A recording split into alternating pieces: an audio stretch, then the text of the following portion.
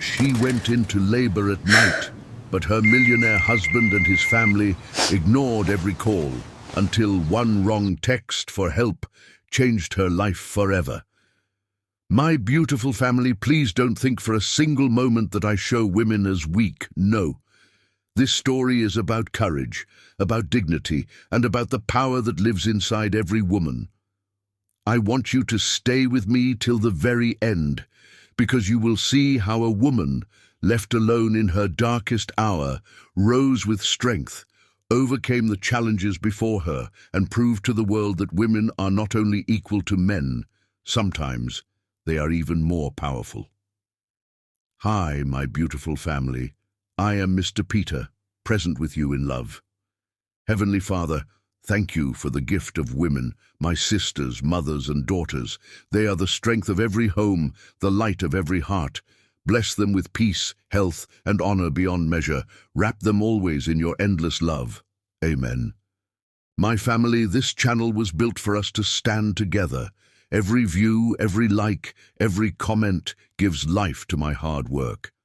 I know new members may find it hard to trust, but believe me, I am here with truth, with love, and with stories that come from my soul.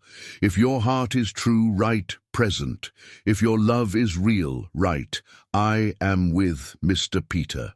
The cold marble beneath Jada Williams' trembling hands offered no comfort as another devastating contraction ripped through her body at 3 a.m., her desperate fingers fumbling with her phone, while Edward's drunken laughter echoed from the soundproofed game room below, completely oblivious to the life-and-death struggle happening just floors above.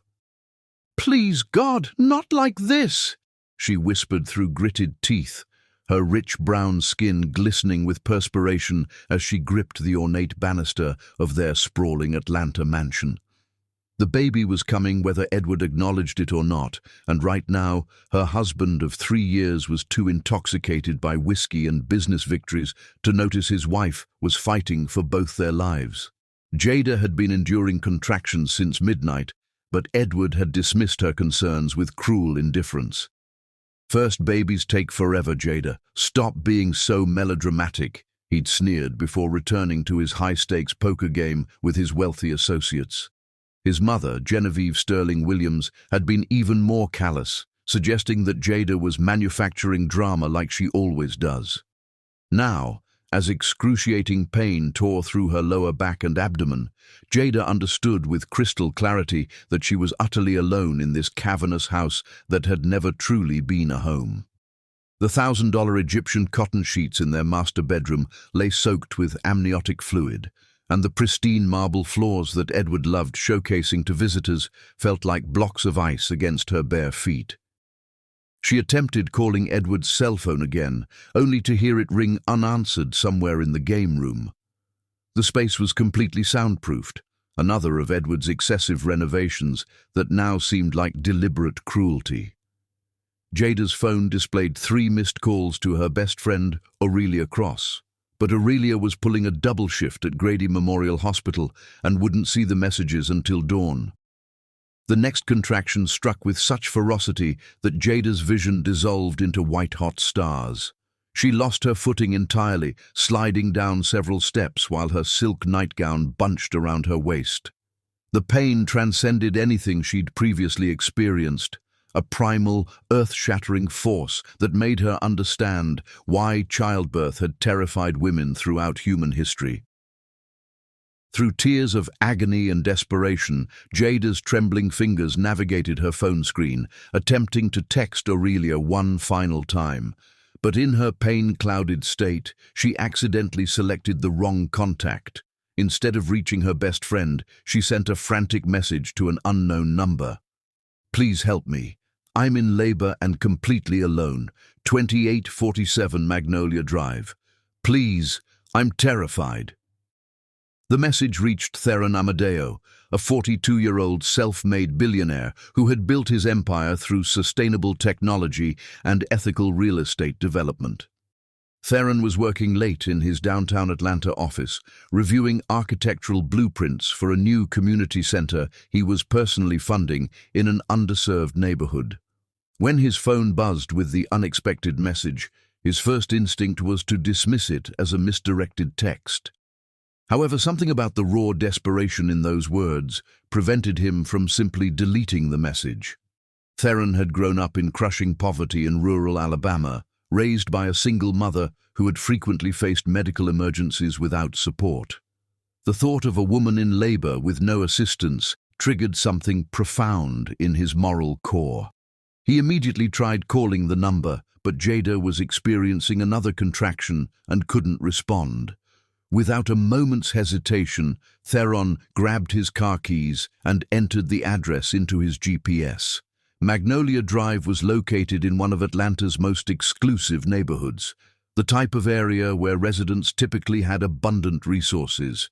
But desperation recognized no economic boundaries, and Theron had learned long ago that wealth didn't guarantee compassion. Meanwhile, Jada had managed to crawl toward the front door, her body's instincts telling her the baby's arrival was imminent. She made one last desperate attempt at the game room door, weakly pounding with her fist, but the music and masculine laughter continued without interruption. Edward's voice penetrated the heavy wood, offering a toast to success and understanding your proper place in this world. The bitter irony wasn't lost on Jada. 3 years earlier, she'd been a thriving graphic designer with her own successful studio in Midtown Atlanta. She'd met Edward at an exclusive art gallery opening, where he'd been genuinely charmed by her intelligence and creative vision. He'd pursued her with relentless determination, overwhelming her with expensive gifts and promises of a life where financial security would never be a concern. What Edward had carefully omitted was that his version of security came with invisible but unbreakable chains. After their wedding, he'd systematically convinced her to close her design business, arguing that his wife shouldn't need to work. He'd gradually isolated her from her support network, relocated her to this mansion 40 minutes from her old neighborhood, and methodically eroded her independence until she felt like an exotic bird in an extremely expensive cage. Now, lying on the unforgiving marble floor, Jada realized with devastating clarity that Edward's vast wealth meant absolutely nothing if he refused to care for her when she needed him most. The baby inside her seemed to sense her distress, movements becoming increasingly urgent as contractions arrived with frightening frequency. A gentle knock at the front door made Jada's heart surge with desperate hope.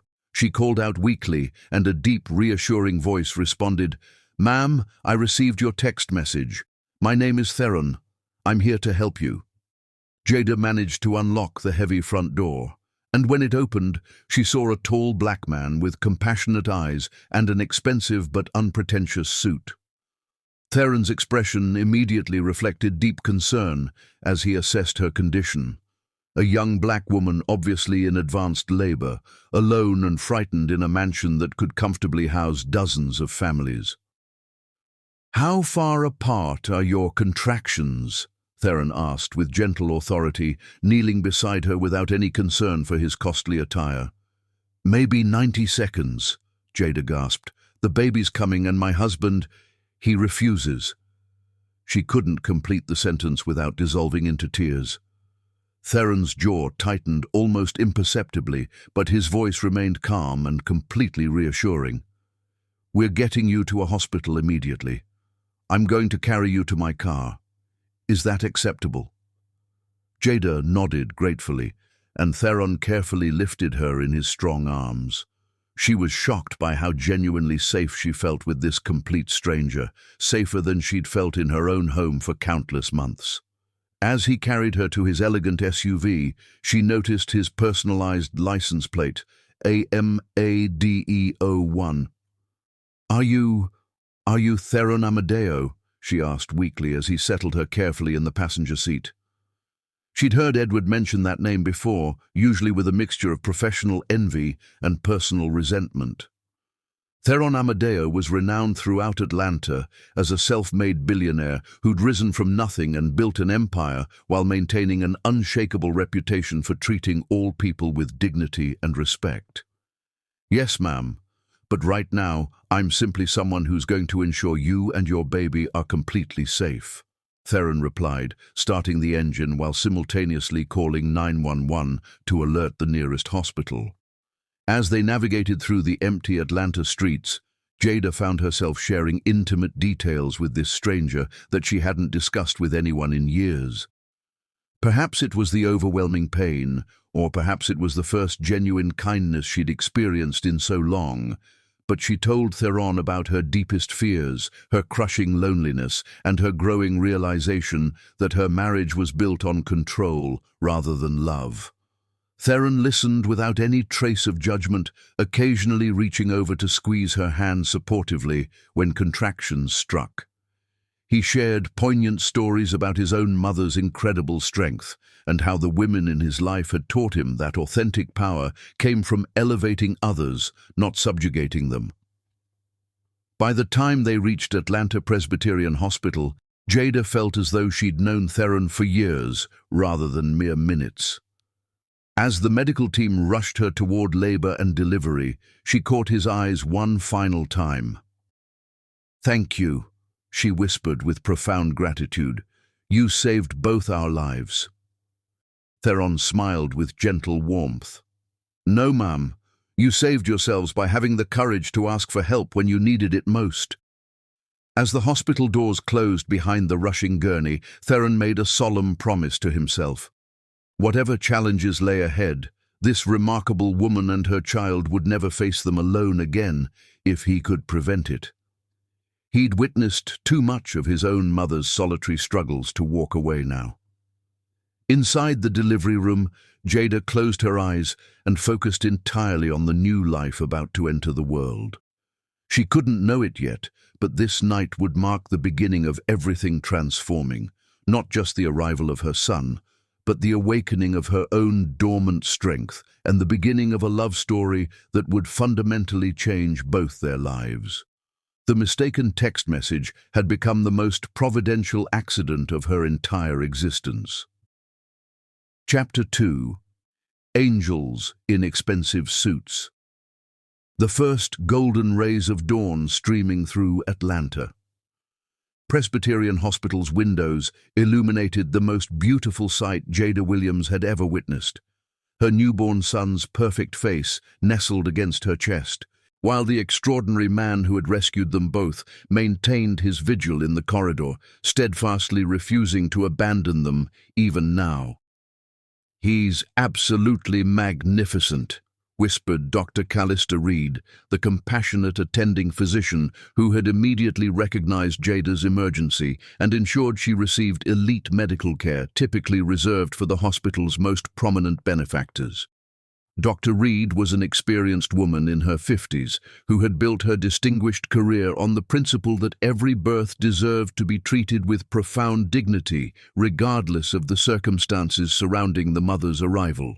Jada gazed adoringly at her son's exquisite features, a harmonious blend of her own striking characteristics with barely perceptible hints of the father who had callously abandoned them during their most vulnerable hour.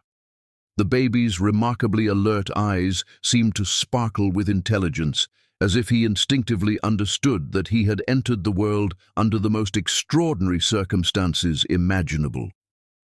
"What name will you give him?" Dr. Reed inquired tenderly, efficiently monitoring both mother and infant's vital signs with the practiced expertise of someone who had delivered thousands of babies throughout her remarkable career. "Torin," Jada declared without a moment's hesitation. "Torin Atlas Williams. The first name means chief, and the second represents strength. He'll require both qualities to navigate the world ahead of him." The powerful name had crystallized in her mind during the most challenging moments of her labor, when she'd contemplated exactly what kind of extraordinary man she wanted her son to become. Courageous, fiercely independent, and absolutely never willing to abandon those who depended on him. Through the delivery room's pristine windows, Jada observed Theron Amadeo moving restlessly through the hallway, his typically immaculate suit now wrinkled and disheveled from their harrowing night together. He had maintained his protective presence throughout her entire labor experience, never intruding inappropriately, but always remaining immediately available should she require any assistance whatsoever. When the medical staff had initially attempted to dismiss him by claiming he wasn't officially family, Theron had quietly consulted with the hospital administrator, and mysteriously, all access restrictions had been completely eliminated. "That remarkable gentleman outside, Doctor," Reed observed, following Jada's appreciative gaze, "has demonstrated extraordinary concern for your welfare. He's also personally guaranteed all your medical expenses and specifically requested that you receive our comprehensive Platinum Care package. I've never witnessed such generous behavior from someone with no familial connection to the patient." Jada's heart overflowed with profound gratitude and an emotion she couldn't quite identify. In a single 12-hour period, this complete stranger had demonstrated more authentic care and compassion than her own husband had shown throughout 3 years of marriage. Would you please invite him inside? I want him to meet Torin properly." Dr. Reed smiled warmly and stepped into the bustling hallway. Within moments, Theron appeared in the doorway, his characteristically confident demeanor transformed by raw, genuine emotion. When his eyes fell upon Jada cradling her newborn baby, tears began streaming down his face. "He's absolutely breathtaking, Jada," Theron said softly, approaching the hospital bed with the reverent caution of someone entering sacred, hallowed ground. "How are you feeling right now?" "Like I've survived the most important battle of my life, and we emerged victorious," Jada replied with an exhausted but radiant smile. "Theron, I want you to meet Torin Atlas Williams. Torin, this is the guardian angel who saved both our lives." Theron's breathing momentarily stopped as Jada carefully transferred the sleeping baby into his strong, protective arms. While he had certainly held numerous babies throughout his life, his business colleagues' children, his employees' newborns at various company celebrations, something about holding tiny Torin felt fundamentally, profoundly different. This precious child represented unlimited hope, magnificent new beginnings, and the kind of pure, unblemished potential that no amount of money could possibly purchase. "Hello there, little warrior," Theron whispered to the baby with infinite tenderness. "You have the most incredible, courageous mother in the entire world. She fought with the strength of 10 warriors to bring you safely into existence." As if somehow recognizing and responding to Theron's gentle voice, baby Torin slowly opened his bright eyes and appeared to focus intently on the man cradling him. In that transcendent moment, something extraordinary shifted within the room, an invisible but unbreakable bond forming between the three of them that completely transcended conventional definitions of family relationships. Their peaceful, sacred moment was brutally shattered by Edward Williams' explosive entrance as he burst through the delivery room doors with the entitled aggression of someone reclaiming stolen property rather than a new father meeting his firstborn son. "What the absolute hell is happening in here?" Edward roared, his voice razor-sharp with indignant fury and social embarrassment. He remained dressed in his rumpled clothes from the previous night's poker marathon, his expensive imported cologne completely unable to mask the lingering odors of whiskey and premium cigars. "Jada, do you possess even the slightest comprehension of how utterly humiliating this entire situation has been for me? I was forced to learn from the hospital staff that my wife had given birth in the middle of the night because she apparently couldn't wait for a civilized, reasonable hour." Edward's hostile gaze immediately locked onto Theron holding the baby, and his face darkened with dangerous rage. "And exactly who is this person? Why is some complete stranger holding my son like he belongs here?" Theron carefully, protectively transferred Torin back to Jada's waiting arms before rising to his full, impressive height. Although both men clearly possessed wealth and success, the stark contrast between them was immediately apparent to everyone present. Edward's prosperity felt aggressively ostentatious and demanding of recognition, while Theron's presence radiated quiet, earned confidence, and deeply ingrained respect for others.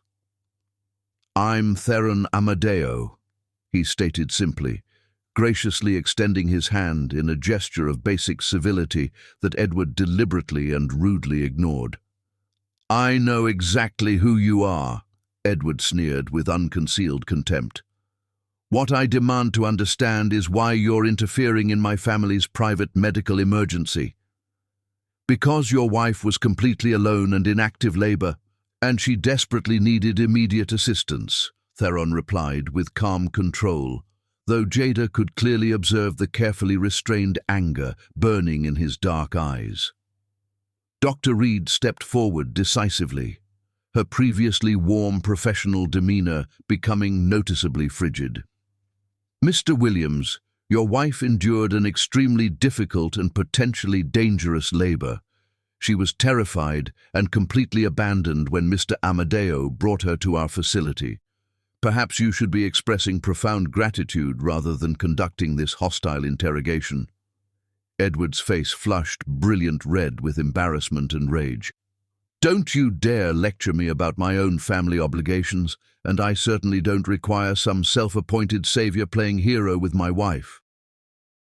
He whirled toward Jada, his voice dropping to the patronizing, condescending tone she had learned to dread. "Really, Jada? You couldn't possibly wait a few additional hours. You had to create this entire public spectacle and humiliate our family name." Jada felt something fundamental shift deep within her core, the identical strength that had sustained her through labor now rising fiercely to protect her innocent son from the toxic negativity that Edward brought into every environment. "Humiliate our family? Edward, I was in agonizing labor for hours while you played cards and drank with your friends. I could have died along with our baby, and you wouldn't have discovered it until you needed fresh cigars." "Stop being so ridiculously dramatic," Edward snapped dismissively. "Women have been successfully giving birth for thousands of years without fanfare. You didn't need to involve complete strangers in our private family business." Theron took one measured step forward, his voice becoming deadly quiet. "That private family business nearly resulted in your wife delivering alone on cold stone floors. Your supposedly dramatic wife crawled down an entire staircase while you were celebrating and laughing with your associates." The suffocating tension in the room became almost palpable until Dr. Reed professionally intervened. "Gentlemen, this is a recovery room, and my patient requires rest and peace. Mr. Williams, there are official papers requiring your signature and important financial matters demanding immediate discussion. Mr. Amadeo, thank you sincerely for everything you've done, but perhaps it's appropriate for the family to have some private time." Theron nodded respectfully, but before departing, he approached Jada's bedside one final time. He withdrew an elegant business card from his wallet and placed it carefully on her bedside table. "If you or Torin ever need absolutely anything at all, please don't hesitate to contact me immediately." His warm hand briefly covered hers, and in that electric moment, Jada experienced a profound connection that had absolutely nothing to do with the dramatic circumstances of their initial meeting. This exceptional man had witnessed her at her most vulnerable and had responded with pure, selfless compassion. More significantly, he had treated her with the dignity and respect that she had somehow forgotten she fundamentally deserved. "Thank you," she whispered with heartfelt emotion, "for absolutely everything." After Theron's departure, the room immediately felt smaller, colder, and oppressive. Edward instantly launched into a harsh lecture about excessive hospital bills and the social embarrassment of having his business associates learn about the birth through social media rather than his personal announcement. "Do you possess any comprehension of what this little dramatic stunt is going to cost our family?" Edward demanded furiously, aggressively waving a detailed hospital bill that Dr. Reed had handed him. Platinum care package? Private luxury room? Who authorized these outrageous expenses? The gentleman who brought your wife here covered all additional expenses, Dr. Reed replied with professional coolness. Your insurance will handle the standard costs, but Mr. Amadeo personally guaranteed the upgraded care. Edward's face transformed from white to deep red as the implications registered. The devastating realization that another man, especially Theron Amadeo, had provided for his wife in ways that he either couldn't or wouldn't represent a crushing blow to his carefully constructed ego that Jada could observe him struggling desperately to process. We don't need his condescending charity, Edward declared through clenched teeth. It wasn't charity, Jada replied firmly, surprising herself with the newfound steel in her voice. It was simple human kindness, something you might consider attempting sometime. As Edward continued his bitter tirade about proper procedures and family embarrassment, Jada gazed down at baby Torrin sleeping peacefully in her protective arms. Her precious son would never experience a world where he wasn't genuinely wanted, where his fundamental needs were considered secondary to someone else's selfish convenience, or where requesting help was viewed as unforgivable weakness. Glancing at Theron's business card resting on her bedside table, Jada made a solemn promise to herself and to her innocent son. Everything was going to change, dramatically. She didn't yet know exactly how or when, but the desperate woman who had crawled down unforgiving stone steps during labor was not the same strong woman who would be departing this hospital. The guardian angel in the expensive suit had revealed that genuinely good men still existed in the world. Men who understood that authentic strength meant protecting those requiring protection, not controlling those who depended on you for survival. As Atlanta awakened to a brilliant new day outside her hospital window, Jada Williams held her son close and began mentally planning their completely transformed new life. Chapter 3. Cracks in the Diamond Cage. 3 weeks after Torrin's dramatic birth, Jada discovered the crushing truth about her gilded prison when she found Edward frantically shredding financial documents in his home office at 2 in the morning, his face wild with panic as he destroyed evidence of the empire of lies that was finally crumbling around them both. "Edward," Jada called softly from the doorway, 6-week-old Torrin sleeping peacefully in her arms, completely unaware that his father was systematically destroying their family's financial future. "What are you doing?" Edward spun around like a cornered animal, his eyes bloodshot from whiskey and stress, expensive papers scattered around him like the remnants of broken dreams. "Nothing that concerns you, Jada. Go back to bed." But Jada had spent weeks watching Edward's increasingly erratic behavior, the hushed phone calls behind locked doors, the way he flinched whenever she mentioned purchasing anything for Torrin, the stack of unopened mail that grew larger each day. She stepped into the office, her bare feet silent on the Persian rug that probably cost more than most people's cars. "Those look like bank statements," she observed, picking up one of the papers he'd missed. "Edward, what's happening to our finances?" "Our finances are fine," Edward snapped, but his voice cracked on the word fine, and Jada saw genuine terror in his eyes. "This is just reorganization, business adjustments." Jada looked at the partial statement in her hand, and the numbers made her stomach plummet. Negative balances, overdraft fees, past due notices.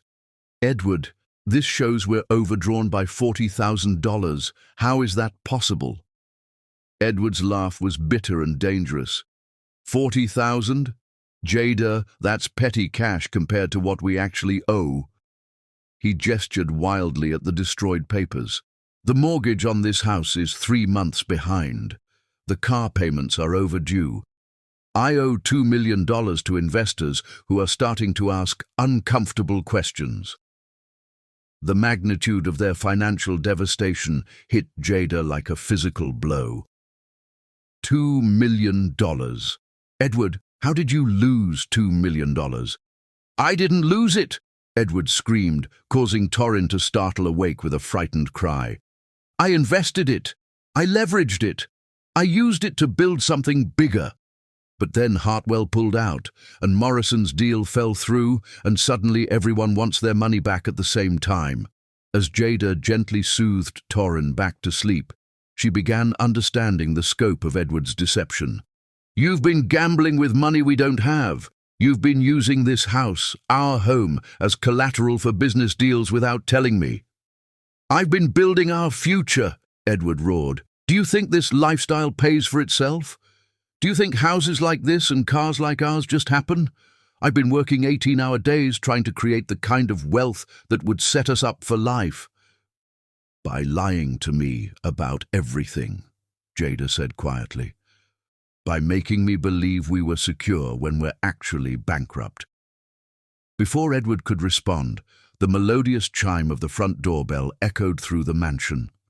Edward's face went pale as death. Who would be visiting at 2 a.m., Jada asked, but Edward was already moving toward the door with the desperate urgency of someone who knew exactly who was calling. Jada followed, clutching Torrin protectively, and watched as Edward opened the door to reveal two men in expensive suits who radiated the kind of quiet menace that money couldn't buy. Mr. Williams, the taller man said with deceptive politeness, we need to discuss your overdue obligations to our client.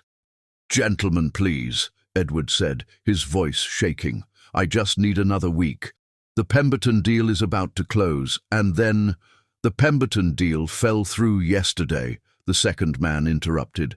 Our client is no longer interested in extensions or excuses. He wants his money, with interest, by Friday. Jada felt ice forming in her veins. These weren't bankers or lawyers. These were the kind of men who collected debts that banks wouldn't touch. How much does he owe you?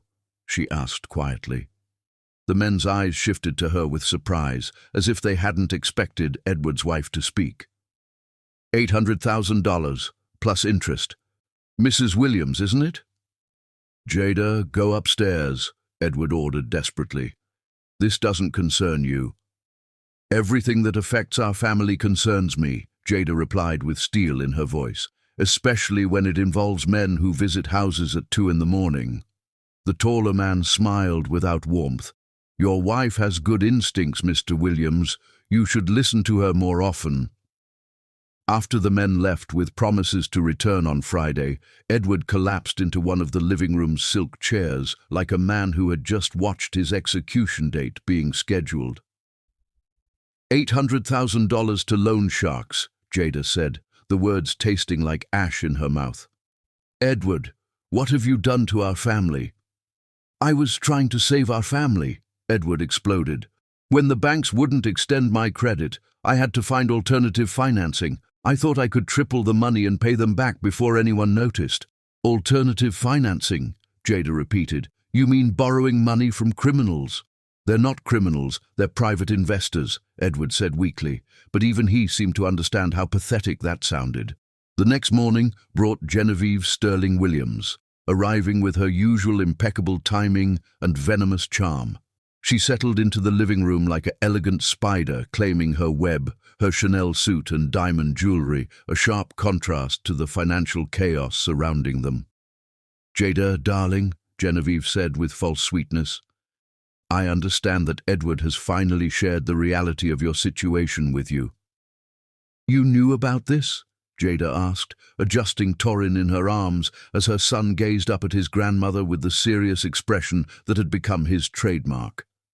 Of course I knew, Genevieve replied with casual cruelty. Where do you think Edward learned to live beyond his means? Our family has always understood that appearances matter more than reality. The Williams name opens doors that money alone cannot. But now we don't have money or good appearances, Jada pointed out. Genevieve's smile turned predatory, which is why we need to discuss your role in solving this crisis. My role? The prenuptial agreement you signed, Genevieve said, producing a document from her purse with the flourish of someone revealing a winning hand. It includes provisions that protect the Williams family assets in exactly this type of situation. Jada stared at the papers, her mind reeling. I never signed a prenuptial agreement. I would remember something that important. You signed dozens of documents during your wedding preparations, Genevieve said smoothly. Marriage license, insurance forms, bank account changes. Edward simply included the prenup among the other paperwork. Very efficient, really. The betrayal hit Jada like a tsunami. You tricked me into signing away my legal rights without telling me what I was agreeing to? We protected you from unnecessary worry, Genevieve corrected, and now those protections will help us navigate this temporary financial difficulty. How exactly will they help? Jada demanded. Edward cleared his throat uncomfortably. The prenup includes provisions for separation of assets during financial crises. If we separate temporarily, legally speaking, my debts can't touch certain protected accounts. You want to divorce me to hide money from your creditors, Jada said with dawning horror. Not divorce, Genevieve said quickly. Legal separation. Temporary, of course, just until Edward can rebuild his portfolio. And what happens to Torrin and me during this temporary separation? You would receive appropriate support, naturally, Genevieve said with the tone of someone discussing charity for the deserving poor.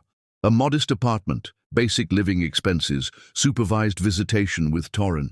Supervised visitation with my own son? Jada's voice was deadly quiet.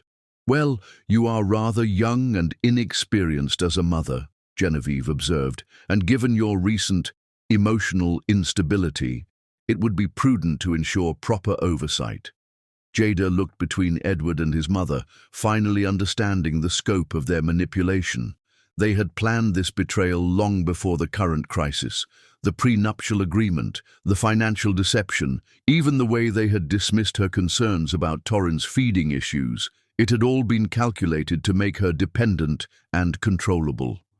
You're trying to steal my son, she said with crystal clarity. Don't be dramatic, Edward said, but he couldn't meet her eyes. We're trying to protect our family during a difficult time. No, Jada replied, standing up with Torrin in her arms. You're trying to protect yourselves by sacrificing me and my son, but I'm not the powerless girl you married anymore. Jada, you need to be realistic about your options, Genevieve said with false sympathy. You have no income, no assets, and a newborn baby. Without our support, what exactly do you think you can do? Jada looked down at Torrin, who was gazing up at her with complete trust and love, and felt something steel-hard crystallize in her chest. I'm going to fight for my son, and I'm going to win. With what? Genevieve laughed. You have nothing. I have the truth, Jada said quietly, and I have people who believe in justice. As she walked upstairs to the nursery, Jada heard Genevieve's voice floating behind her. She'll come around. She has no choice. But sitting in the nursery with Torrin in her arms, Jada reached for Theron's business card and made a decision that would have terrified her weeks earlier. She did have choices. They might not be easy choices, but she had options that Edward and Genevieve couldn't control. The diamond cage was beautiful, but it was still a cage built on lies and held together with manipulation, and Jada Williams was done being a prisoner in her own life. Outside the nursery window, Atlanta's skyline glittered with possibility, and somewhere in those lights was a man who had shown her that kindness and strength could coexist in the same person. For the first time since her wedding day, Jada allowed herself to imagine what life might look like if she chose truth over convenience, authenticity over appearance, and courage over comfort. The foundation of lies was cracking, and Jada was ready to build something real from the rubble. Chapter 4. Midnight Confessions. At 11:47 p.m. on a rain-soaked Tuesday night, Jada Williams stood at her living room window, watching Theron Amadeo's headlights cut through the darkness as he pulled into her circular driveway, carrying the specialized baby formula that had been impossible to find anywhere else in Atlanta at this hour. Torin had been struggling with feeding issues for 3 days, and when Jada had finally worked up the courage to call the number on Theron's business card, he'd answered on the first ring despite the late hour.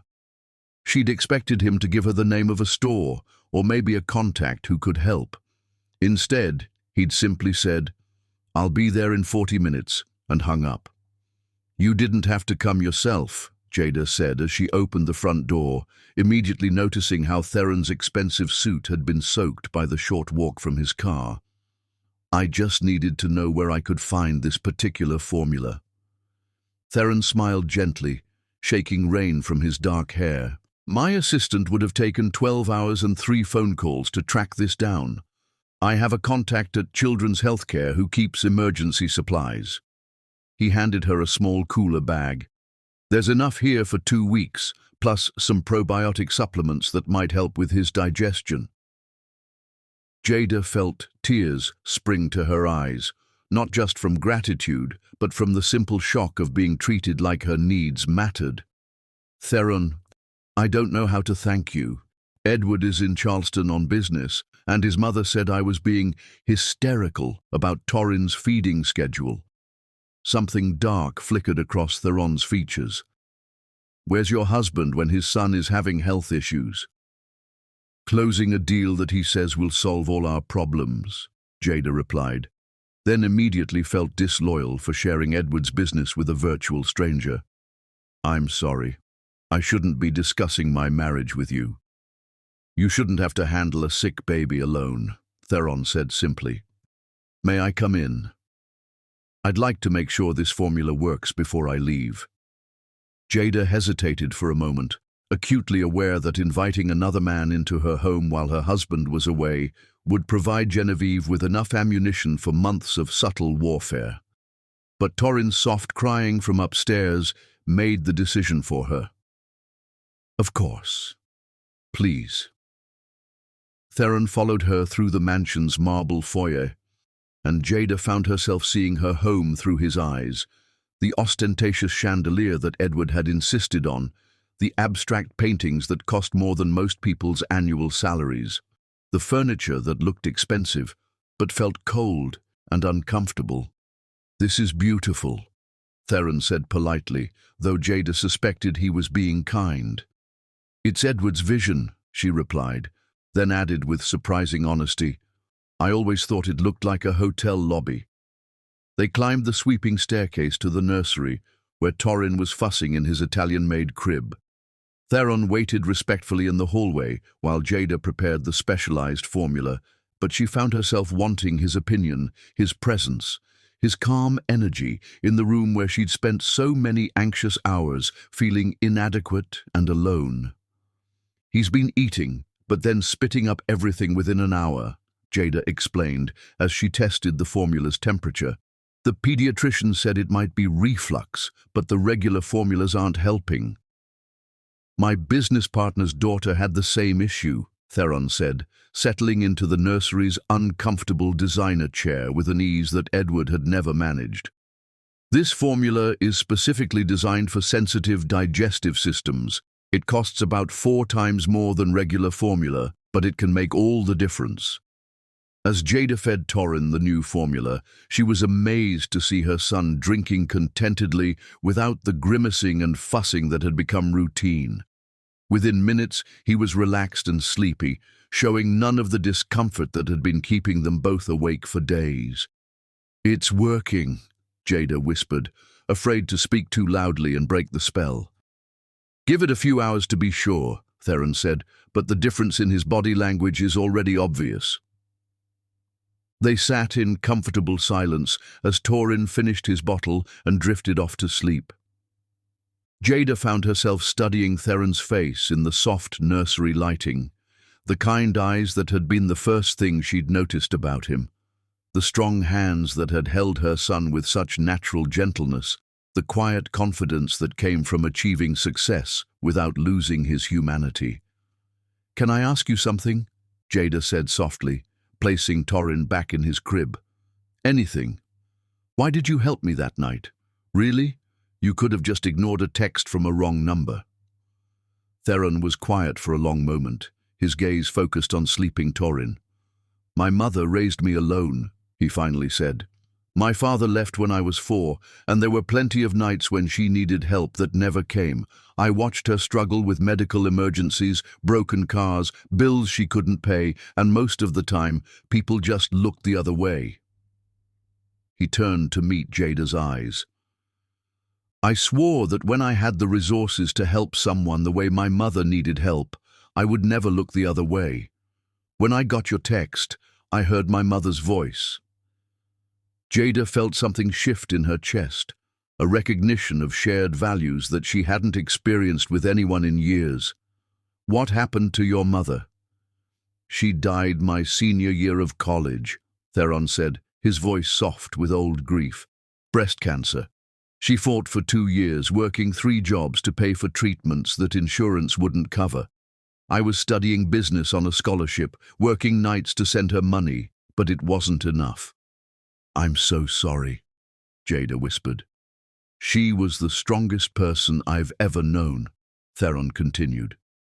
"She taught me that real wealth isn't about what you accumulate. It's about what you can give away without missing it. Everything I've built has been guided by her voice asking me, 'How does this help people who need help?'" They moved downstairs to the kitchen, where Jada made coffee and found herself sharing things she'd never told anyone. Her dreams of expanding her design business into something meaningful, her growing realization that her marriage was built on control rather than partnership, her fears about raising Torin in an environment where appearances mattered more than authenticity. "I used to design logos and marketing materials for small businesses," Jada said, curled up on the kitchen's leather banquette, while Theron sat across from her with his coffee. "There was something beautiful about helping someone's dream become visually real. I had a client who started a non-profit for foster children, and I designed their entire brand identity for free. Seeing kids wearing t-shirts with logos I created, it felt more valuable than any paycheck." "Why did you stop?" Theron asked, though something in his tone suggested he already knew the answer. "Edward convinced me that I didn't need to work anymore. He said it was his job to provide for me, and my job to create a beautiful home and raise beautiful children." Jada's laugh was bitter.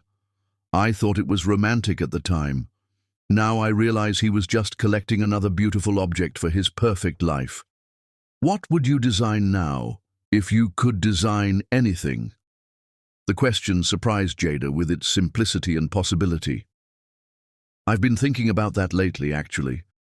I'd want to work with organizations that help women and children, domestic violence shelters, single mother support groups, childhood literacy programs.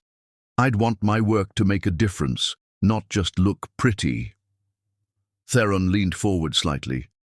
"Those organizations always need good design work, and most of them can't afford to pay market rates for quality branding." "Exactly. I could charge my corporate clients full price to subsidize pro bono work for non-profits. I've actually sketched out some business plans." Jada trailed off, suddenly self-conscious about sharing dreams that Edward had dismissed as naive idealism. "I'd love to see those plans sometime," Theron said seriously. "I fund community development projects through my foundation, and one of our biggest challenges is connecting with quality creative professionals who understand our mission." They talked until nearly 3 a.m., sharing stories about their childhoods, their values, their dreams for making a positive impact in the world. Jada learned that Theron had built his fortune through sustainable housing developments that provided affordable homes without sacrificing quality or environmental responsibility. He learned that she'd grown up in a middle-class family where both parents worked multiple jobs to send her to art school, and that her happiest memories involved creating things that brought joy to other people. "I should go," Theron finally said, glancing at his watch. "You need sleep, and I have an early meeting." As they walked to the front door, Jada felt reluctant to end this conversation.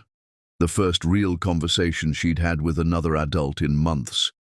"Theron, thank you for tonight. Not just the formula, but this.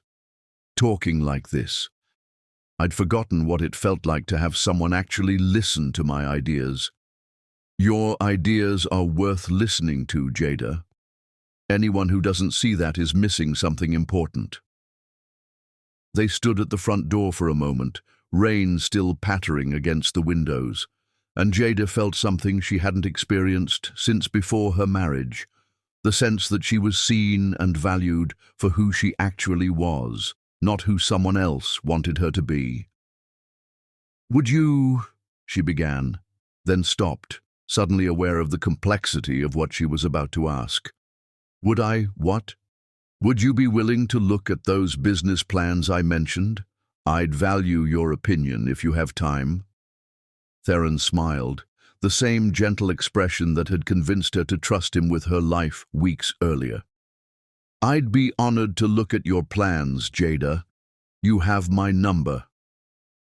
After he left, Jada stood in her quiet kitchen, processing the evening. Upstairs, Torrin was sleeping peacefully for the first time in days. In her heart, something that had been dormant for years was beginning to wake up. She wasn't just Edward Williams' wife, or Genevieve's disappointing daughter-in-law, or even just Torrin's mother. She was Jada Williams, a woman with talents, dreams, and the growing conviction that she deserved a life built on mutual respect rather than beautiful captivity. The midnight confession had revealed more than shared stories. It had revealed the possibility of a different kind of future. Chapter 5. The Unraveling. The morning that Jada's world began to crumble started with Edward's furious voice echoing through the mansion's marble halls, followed by the sharp crack of his phone hitting the kitchen wall as he screamed about ungrateful partners and broken promises that would ruin everything he'd worked to build. "Edward, what's wrong?" Jada asked, hurrying downstairs with 6-week-old Torrin in her arms, alarmed by the violence in her husband's voice. She'd heard him angry before, but this was different. The controlled facade that he usually maintained was completely shattered. Edward whirled around, his face red with rage and what Jada was beginning to recognize as panic. "What's wrong? What's wrong is that my biggest client just pulled out of a deal that was supposed to close yesterday. 8 months of work, gone. $2 million in commissions vanished." Jada felt her stomach drop.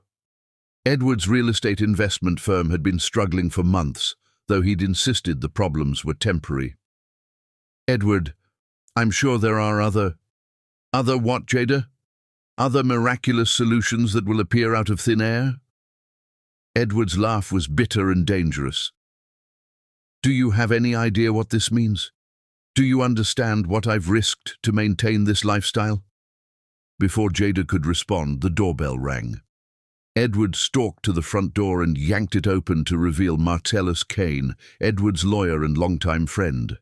Martellus was a man who wore expensive suits like armor and had made his career helping wealthy men protect their assets from the consequences of their poor decisions. "Eddie, we need to talk," Martellus said grimly, glancing at Jada with the dismissive look she'd learned to expect from Edward's associates. "Privately." "Jada, take the baby upstairs," Edward ordered without looking at her. "This doesn't concern you." But Jada had spent 6 weeks listening to hushed phone calls, watching bills pile up, and feeling the growing tension that Edward thought he was hiding. "Actually, Edward, if this affects our family's finances, it does concern me." Marcellus cleared his throat uncomfortably. "Mrs. Williams, this is a complex business matter. Perhaps it would be better if..." "If what? If I pretended that I don't live here? If I acted like I don't have a newborn son whose future depends on understanding our family's financial situation?" Jada's voice was steadier than she felt, but something about holding Torrin gave her courage to demand answers. Edward's face darkened further. "Fine. You want to know how bad things are? Marcellus, Tell my wife about our financial situation. Tell her what happens when you leverage everything you own to finance deals that fall through." Marcellus opened his briefcase and pulled out a stack of papers. "Mrs. Williams, your husband has used this house as collateral for several business loans. When his current deals were expected to close, this wouldn't have been a problem. However, with the Hartwell project falling through, there are some complications." "What kind of complications?" Jada asked, though she was beginning to understand that her beautiful prison was about to collapse around her. "We have 90 days to restructure Edward's debt, or the bank will begin foreclosure proceedings," Marcellus said, with the clinical detachment of someone delivering news that wouldn't affect his own life. Jada felt the blood drain from her face. "Foreclosure? Edward, you told me this house was paid for. You said it was our security." "It was security," Edward exploded. "It was collateral that allowed me to build a business that should have made us rich. How was I supposed to know that bastard Hartwell would get cold feet at the last minute?" "So we could lose our home?" Jada asked quietly. "We could lose everything," Marcellus confirmed. "The house, the cars, the investment accounts, everything has been leveraged to finance Edward's expansion plans." Jada sank into one of the living room's uncomfortable designer chairs, Torrin stirring restlessly in her arms, as if sensing the chaos swirling around him. "What about my name on the house? Don't I have legal rights as your wife?" Edward and Marcellus exchanged a look that made Jada's blood run cold. "That's complicated," Marcellus said carefully. "When you and Edward married, you signed a prenuptial agreement that was quite comprehensive. Your rights to marital assets are limited under the terms of that agreement." "I never signed a prenuptial agreement," Jada said firmly. "I would have remembered something that important." Edward's face went white, then red. "Jada, you signed dozens of papers when we got married. The marriage license, insurance forms, bank account paperwork. You didn't read every single document." The realization hit Jada like a physical blow. "You hid a prenuptial agreement in our other paperwork. You made me sign away my rights without telling me what I was signing." "I protected both of us," Edward said defensively. "Prenups are standard for people in our position. I didn't want you to worry about legal complexities when you should have been focused on our relationship." "You lied to me," Jada whispered. "You tricked me into signing away my legal protections, and then you used our home as collateral without telling me. What else have you hidden from me?" Marcellus cleared his throat again. "Mrs. Williams, there's more we need to discuss. Edward's business difficulties have created a situation where certain difficult decisions need to be made." "What decisions?" Jada asked, though she dreaded the answer. Edward couldn't meet her eyes. "Jada, we need to discuss the possibility of separating, temporarily, just until I can get the business back on track." The words hit Jada like ice water. "You want a divorce? Now? When we have a 6-week-old baby and you've apparently bankrupted us?" "Not a divorce," Marcellus interjected smoothly. "A strategic separation that would protect certain assets and allow Edward to restructure his business debts without affecting the baby's future security." Jada looked between the two men, suddenly understanding that this conversation had been planned before Edward's client pulled out, before the current crisis, possibly before Torrin was even born. "You planned this," she said slowly. "This isn't about the Hartwell deal falling through. You've been planning to leave me." Edward's silence was answer enough. "Edward, we have a son. Whatever problems you're having with your business, we should face them together as a family." "Jada, you don't understand the complexities involved here," Marcellus said patronizingly. "If Edward files for separation under the right circumstances, he can protect certain assets for Torrin's benefit while restructuring the business debts. It's actually a smart financial strategy. For Edward, maybe. What about Torrin and me?" You would receive appropriate support, of course, Marcellus replied, sliding a document across the coffee table. This separation agreement ensures that you're taken care of while Edward resolves his business difficulties. Jada looked at the document without touching it. How long have you been planning this, Edward? Edward finally met her eyes, and what she saw there was worse than anger or desperation. What she saw was cold calculation. Jada, I married you because I loved you, but I also married you when I thought my business was stable. Things have changed. Things have changed because you made risky decisions without telling me. Things have changed because you leveraged our family's security for business deals. Things have changed because you've been lying to me for months, maybe years. I've been protecting you from worrying about things you couldn't help with anyway, Edward snapped. I've been trying to build a fortune that would take care of you and Torrin for life. By risking everything we already had, Jada replied. And now that your gambles have failed, you want to abandon your family to save yourself. Genevieve Williams chose that moment to arrive, sweeping through the front door with the timing of someone who had been waiting for exactly the right moment to make her entrance. Jada, dear, I understand that Edward has explained the situation to you, Genevieve said with false sympathy. I want you to know that this is as difficult for the family as it is for you. Is it? Jada asked. Because from where I'm sitting, it looks like you've all decided what's best for everyone except Torrin and me. Genevieve's mask slipped slightly. Jada, you need to be realistic about your situation. You have no income, no significant assets, and a newborn baby. Edward is offering you a generous settlement that will ensure you and the child are provided for.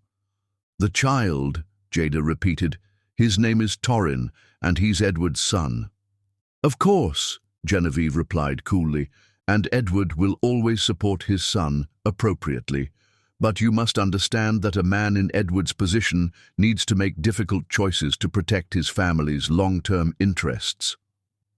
Jada looked around the room at these three people who had apparently spent weeks or months planning her abandonment while she'd been caring for their newborn baby and trusting that her husband was working to secure their family's future. I need time to think about this, Jada said finally. Time is somewhat limited, Marcellus replied. The separation agreement needs to be signed within 48 hours to provide the legal protections that Edward's financial situation requires.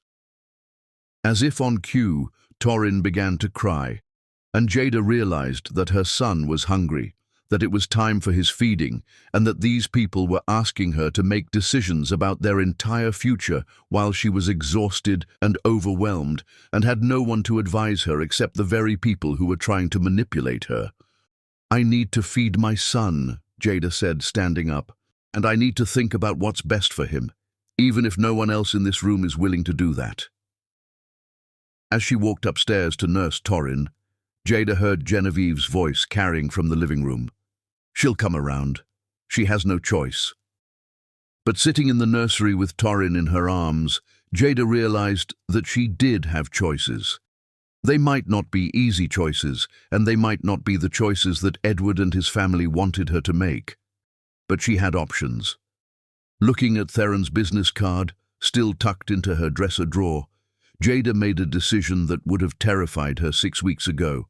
She was going to fight for her son, for her future, and for the right to make her own choices about both. The unraveling was just beginning. Chapter 6. Finding Her Voice. The law offices of Elowen Sage and Associates occupied the 32nd floor of a downtown Atlanta high-rise, and as Jada stepped off the elevator holding 2-month-old Torrin, she felt like she was entering a battle she finally had the courage to fight. Mrs. Williams? The receptionist, a young black woman with natural hair and kind eyes, smiled warmly. Miss Sage is ready to see you. Can I get you anything? Water, coffee, a place to set up if you need to feed the baby? Jada had never been in a law office where the first consideration was her comfort and her child's needs rather than intimidation and power displays. Thank you. That's very thoughtful. Elawan Sage emerged from her office with the confidence of someone who had built her reputation by protecting people who others had underestimated. She was a woman in her 40s, impeccably dressed but approachable, with the kind of presence that suggested she could charm a jury one moment and destroy an opposing attorney the next. "Jada, I'm so glad you called," Elawan said, shaking hands with genuine warmth. "And this must be Torin. He's beautiful." As if responding to his name, Torin gurgled and smiled, immediately winning over every person in the office. Jada had learned that her son had a gift for melting hearts, a skill that would serve him well in life. "Before we discuss your legal situation, I want you to know that this consultation is completely confidential," Elawan said as they settled into her office. "Whatever you decide to do, nothing we discuss here will ever be shared with anyone without your explicit permission." Jada felt tears spring to her eyes. After weeks of having decisions made for her and being told what she should want, the simple acknowledgement of her right to privacy felt revolutionary. "How did you know to call me?" Elawan asked gently. "Theron Amadeo gave me your name," Jada replied. "He said you specialize in helping women who are facing difficult family situations." Elawan's expression warmed further. "Theron has referred several clients to me over the years. He has an excellent instinct for identifying people who need good legal representation." She paused. "He also mentioned that your husband and his family are pressuring you to sign separation papers without proper legal counsel. They say I have 48 hours to decide, and that if I don't sign, things will be much worse for Torin and me," Jada said, her voice steadier than she felt. Elawan's eyes flashed with professional anger. "That's a classic intimidation tactic. In reality, no legitimate legal agreement requires that kind of rushed decision-making. They're pressuring you because they know that if you have time to understand your actual rights, you might not agree to their terms." Over the next 2 hours, Elawan helped Jada understand the reality of her legal situation. The prenuptial agreement that Edward had hidden among their other wedding paperwork was problematic but not insurmountable. More importantly, the financial records that Elawan's investigators had uncovered revealed a pattern of deception that went far beyond simple business mistakes. "Jada, I need to show you something that might be difficult to see," Elawan said, opening a thick file. "We've been investigating Edward's business practices, and we've discovered some concerning information." The document spread across Elawan's desk told a story that made Jada's stomach turn. Edward hadn't just made risky investments, he'd been using her design work, stolen from her old computer files, to pitch clients without her knowledge or consent. Logos she'd created during their engagement had been presented as Edward's work. Marketing concepts she'd developed as part of her portfolio had been sold to clients who had no idea they were purchasing stolen intellectual property. "He's been stealing my work," Jada whispered, staring at contracts bearing her designs, with Edward's signature claiming ownership.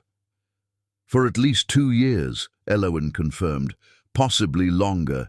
He's made approximately $200,000 by selling your creative work as his own." Jada felt a cold fury settling in her chest. "So while he was telling me that my little art projects weren't worth pursuing, he was actually profiting from my work without telling me." "It gets worse," Elawan said gently. "We have evidence that he's planning to continue using your designs even after the separation. Part of his business restructuring plan involves launching a creative services division based entirely on work he stole from your portfolio." The betrayal was so complete, so calculated, that Jada almost couldn't process it. Edward hadn't just been a neglectful husband, he'd been systematically stealing from her while convincing her that her talents were worthless. "What can we do about this?" Jada asked, surprised by the steel in her own voice. Elawan smiled with the satisfaction of a lawyer who had found the perfect leverage. "We can do quite a lot. Theft of intellectual property is both a civil and criminal matter, copyright infringement, fraud, possibly RICO violations if we can prove that this was part of a systematic pattern of deception. RICO, racketeering laws. If Edward has been systematically stealing intellectual property and using it to defraud clients, that's organized criminal activity. The penalties are severe, and more importantly for your situation, any assets obtained through criminal activity can be seized and returned to the actual victims.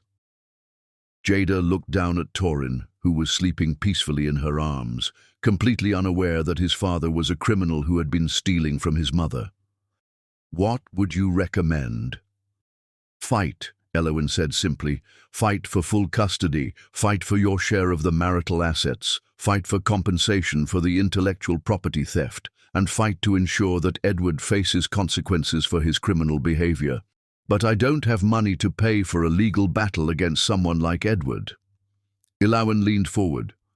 "Jada, in cases involving intellectual property theft and fraud, we can often recover attorney's fees from the defendant. More importantly, several of Theron's non-profit organizations have legal defense funds specifically designed to help women in situations like yours. You wouldn't be fighting this battle alone." As if summoned by their conversation, Jada's phone buzzed with a text from her best friend, Aurelia Cross. "Girl, you need to see the screenshots I just took. Edward's people have been asking questions about you at the hospital. I saved everything. Call me." "May I?" Elowen asked, and when Jada nodded, she put the call on speaker. Aurelia's voice filled the office with righteous fury. "Jada, these people came to the hospital trying to find dirt on you. They wanted to know about your mental state after Torin's birth, whether you seemed unstable, whether anyone had concerns about your parenting.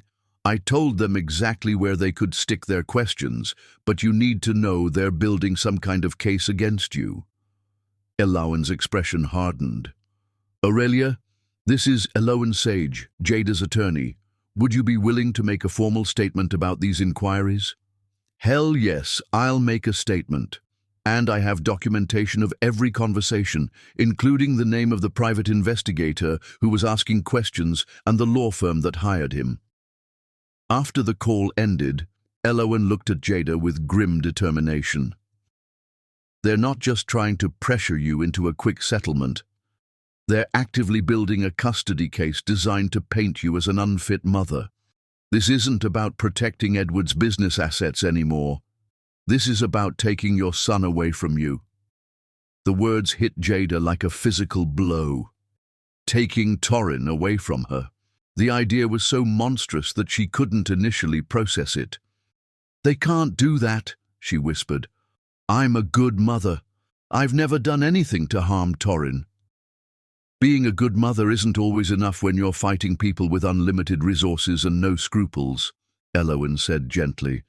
"But the good news is that we now know what they're planning, which means we can prepare our own strategy." "What kind of strategy?" Elowen's smile was predatory. "The kind that turns their weapons against them. Every lie they tell, every piece of evidence they fabricate, every witness they try to buy, it all becomes evidence of their own criminal behavior. They're not just trying to steal your son, Jada. They're engaging in criminal conspiracy, and that gives us tools they don't expect us to have." As they concluded the meeting, Elowen handed Jada a thick packet of documents. "I want you to read these carefully. They include your actual rights under Georgia law, regardless of that fraudulent prenuptial agreement. They also include information about protective services for women facing legal intimidation and resources for documenting any threats or harassment you might experience." "What happens next?" Jada asked. "Next, we go on the offensive. We file for divorce on your terms, seeking full custody, equitable distribution of marital assets, and damages for intellectual property theft. We also file criminal complaints for fraud and copyright infringement. And we do it all before Edward's deadline expires, so he knows that his intimidation tactics have backfired spectacularly." Walking out of Elowen's office, Jada felt something she hadn't experienced since Torin's birth. Hope. Not the desperate hope of someone wishing for rescue, but the powerful hope of someone who had found her weapons and was ready to fight. That evening, as she fed Torin his bottle and reviewed the legal documents Eloan had given her, Jada made a decision that would have been impossible weeks earlier. She was not going to sign Edward's separation agreement. She was not going to accept his characterization of her as a dependent who should be grateful for whatever scraps he chose to offer. And she was absolutely not going to allow anyone to take her son away from her. The scared young woman who had crawled down marble stairs in labor had found her voice, and she was about to use it. Chapter 7. The Storm Before Peace. The confrontation that would change everything began at 6:30 a.m. on a Thursday morning when Edward burst into the nursery where Jada was feeding Torin, waving a legal document like a weapon and screaming accusations that echoed through the mansion's marble halls. "You vindictive bitch! How dare you file divorce papers without warning me? How dare you accuse me of criminal behavior when I've given you everything?" Torin startled at the shouting and began to cry, but Edward's rage made him oblivious to his son's distress. Jada automatically shifted to protect her baby, positioning herself between Edward and the crib while trying to soothe Torin back to calm. "Edward, please lower your voice. You're scaring the baby." "I don't give a damn about your schedule," Edward snarled, his face red with fury and what Jada now recognized as panic. "Do you have any idea what you've done? You've destroyed my reputation, my business, my future, all because you couldn't be grateful for the life I gave you." Jada looked at her husband, really looked at him, and saw a man who had been living on borrowed time and stolen credit for so long that he'd forgotten the difference between earning something and taking it. His expensive suit couldn't hide the desperation in his eyes, and his accusations couldn't mask the fact that he was terrified of facing consequences for his actions. "Edward, I didn't destroy anything. I just stopped pretending that your lies were the truth." "Lies?" Edward laughed bitterly. "Everything I did was to build a future for our family. Every risk I took was to give you and Torin a life of luxury and security. You stole my work, Edward. For 2 years you've been selling my designs and keeping the money while telling me that my artistic career was worthless. That's not building a future. That's theft." Edward's eyes flashed with something dangerous. "Your work? Jada, you created some pretty pictures on a computer. I turned them into business opportunities. I'm the one who found clients, negotiated contracts, managed relationships. You just doodled." The casual dismissal of her talent and effort revealed everything Jada needed to know about how Edward had always seen her. Not as a partner or even as a person with valuable skills, but as a source of free labor that he could exploit without acknowledgement or compensation. "Those pretty pictures earned you $200,000, Jada said quietly. "Money you used to fund your lifestyle while telling me we couldn't afford for me to restart my design business." "We're not having this conversation," Edward said, his voice taking on the tone he used when he expected absolute obedience. "You're going to call your lawyer and withdraw those papers. You're going to sign the separation agreement we offered you, and you're going to stop this destructive behavior before you ruin both our lives." "No," Jada said simply. The word hung in the air between them like a challenge. Edward stared at her as if she'd spoken in a foreign language. "What did you say?" "I said no, Edward. I'm not withdrawing the divorce papers. I'm not signing your separation agreement. And I'm not going to continue pretending that your criminal behavior is my fault." Edward took a step closer, and for the first time in their marriage, Jada felt physically threatened by her husband. "Jada, you need to understand something. I have resources you can't imagine. I have lawyers who will destroy you in court. I have private investigators who will document every mistake you've ever made. And I have a family with connections that go back generations in this city. Are you threatening me?" "I'm explaining reality to you," Edward said coldly. "You think that ambulance chaser lawyer you hired can compete with Marcellus Kane? You think some sob story about stolen artwork will impress a judge when I present evidence that you're an unstable mother who abandoned her newborn baby to a stranger? Jada's blood went cold. What are you talking about? The night you texted some random man to help deliver Torin, Edward said with malicious satisfaction. What kind of mother puts her child in danger by accepting help from a complete stranger? What kind of woman invites another man into her home when her husband is away on business? Theron saved our lives when you abandoned us, Jada said, her voice shaking with anger. He's been more of a father figure to Torin in 2 months than you've been since he was born. Edward's face went white with rage. So you admit it. You've been having an affair with Theron Amadeo. You've been using our son to manipulate another man into supporting you. I haven't been having an affair with anyone, Jada said firmly. But even if I had been, it would be more honest than stealing from your wife while planning to abandon your family. Before Edward could respond, the doorbell rang. Moments later, Genevieve Williams swept into the nursery with Marcellus Kane behind her, both of them radiating the kind of cold fury that wealthy people deployed when their control was threatened. Jada, dear, we need to discuss this unfortunate situation you've created, Genevieve said with false sweetness.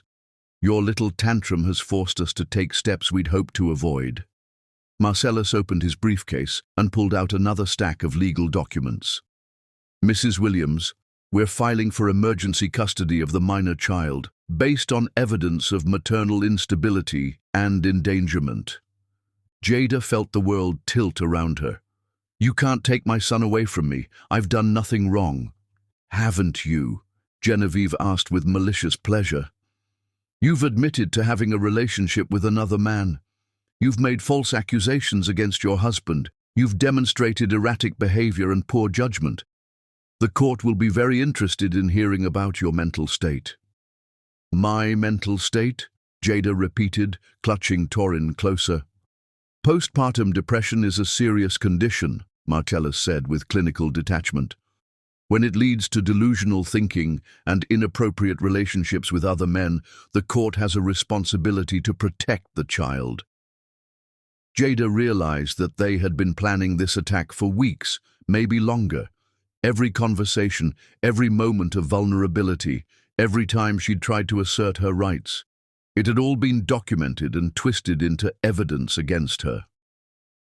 You're lying, she said. But even as she spoke, she understood how their lies would sound to a court that didn't know her. Are we? Edward asked. We have documentation of your erratic behavior after Torin's birth. We have witnesses who will testify that you've been meeting secretly with another man. We have evidence that you've been making wild accusations about my business practices to justify your own infidelity. None of that is true, Jada said desperately.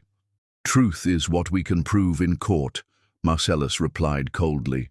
And we can prove that you're an unstable mother who has endangered her child and betrayed her family. Genevieve stepped forward with the satisfaction of someone delivering a killing blow. Jada, dear, you can make this easy on yourself and Torin, or you can make it very difficult. If you sign the documents we've prepared, you'll have supervised visitation rights and a modest support allowance. If you continue this destructive behavior, you'll lose everything. Looking at these 3 people who had orchestrated her destruction while she'd been caring for their baby, Jada felt something break inside her. Not her spirit, but her last illusion that they were capable of basic human decency. Get out of my son's nursery, she said quietly. Excuse me? Genevieve asked. I said get out. This is still my home until a court says otherwise, and I want you out of my baby's room. Edward's face darkened. Jada, you're making a serious mistake.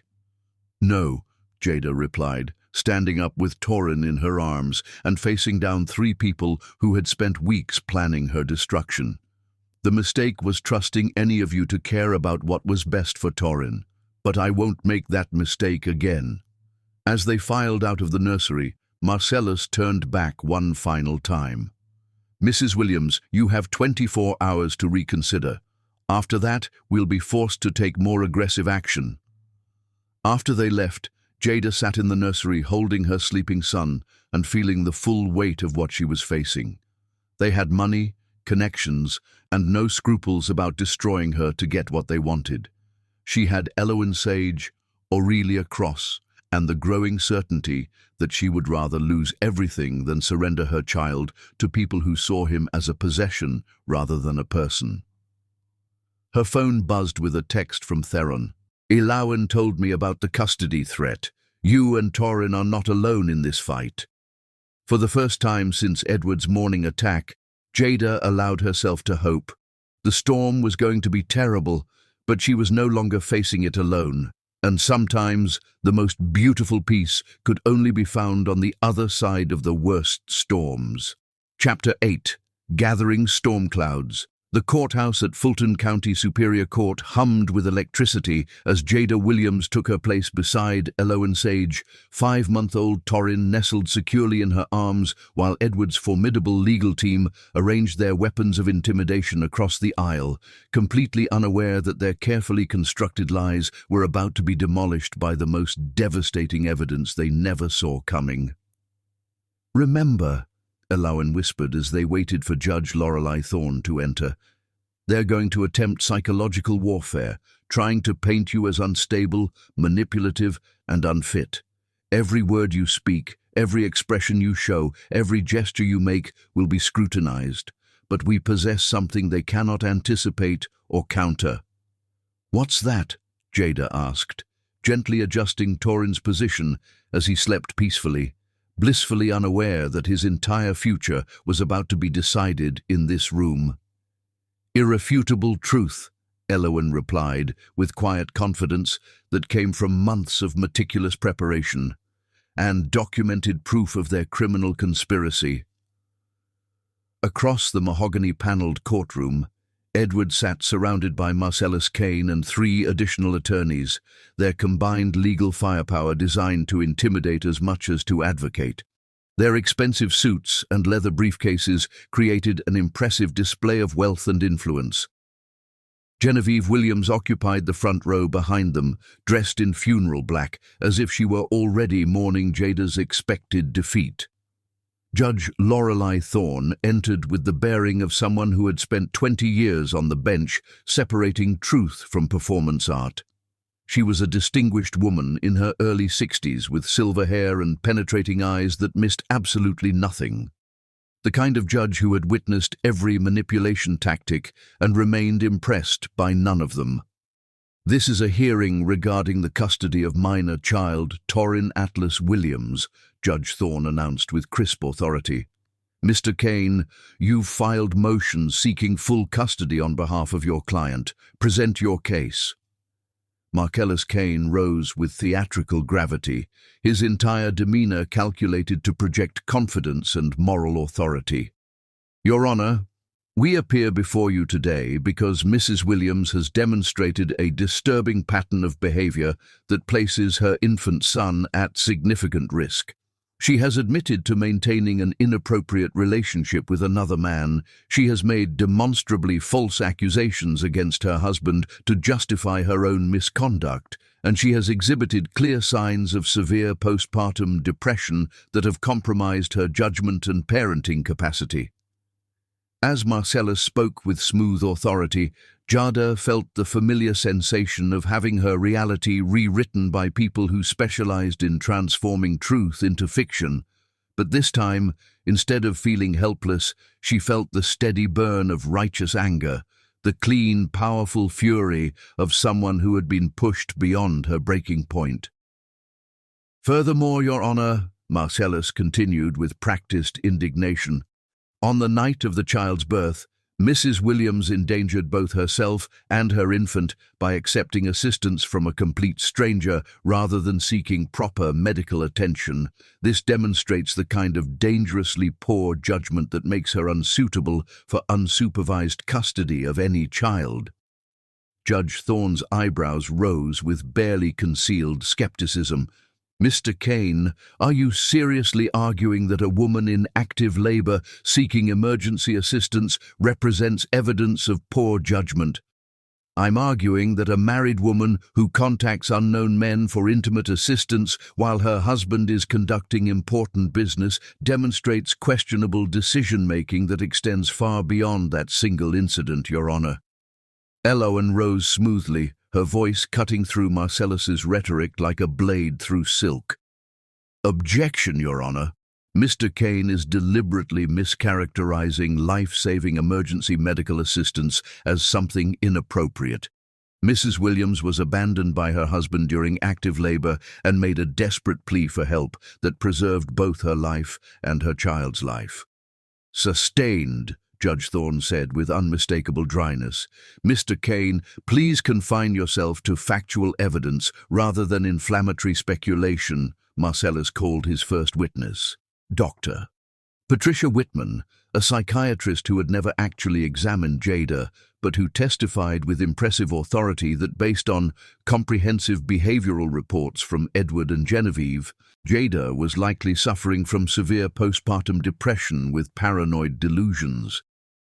In my professional opinion, Dr. Whitman declared with practiced conviction, Mrs. Williams' accusations against her husband, combined with her inappropriate relationship with another man, suggest a significant break from reality that could endanger her child's welfare. During cross-examination, Elowen systematically destroyed Dr. Whitman's credibility with surgical precision that was beautiful to witness. Dr. Whitman, you've never actually examined Mrs. Williams personally, is that correct? That's correct. But I've reviewed extensive behavioral reports. Reports provided exclusively by people who are actively seeking custody of her child. Well, yes, but these reports were comprehensive, and you're being compensated by Mr. Williams' legal team for this testimony today? I'm being compensated for my professional time and expertise, yes. So you're being paid to provide a psychiatric opinion about someone you've never met, based exclusively on reports from people with a significant financial interest in the outcome of this case. Dr. Whitman's confident demeanor began cracking under Elowen's relentless questioning. I'm providing my professional opinion based on available evidence. Evidence provided exclusively by people who want to take Mrs. Williams' child away from her, Elowen said, with devastating finality. Edward took the witness stand next, presenting himself as a concerned father whose wife had become increasingly unstable after their son's birth. He spoke with practiced sincerity about Jada's erratic behavior, her wild accusations about his business practices, and her inappropriate relationship with Theron Amadeo. Your Honor, I love my wife deeply, but I must prioritize what's best for Torrin, Edward said with the kind of emotional manipulation he had perfected over years of practice. Jada has been making increasingly irrational claims about my business, and she's admitted to having an intimate relationship with another man. I'm genuinely afraid for my son's safety and emotional well-being. But when Elowen cross-examined Edward, his carefully constructed narrative began unraveling with spectacular speed. Mr. Williams, you testified that you love your wife deeply. Is it your usual practice to abandon women you love during medical emergencies? I wasn't abandoning her. I was conducting critically important business. Business that was more important than your wife giving birth to your son. Edward's face flushed with defensive anger. I didn't know the baby was coming that specific night.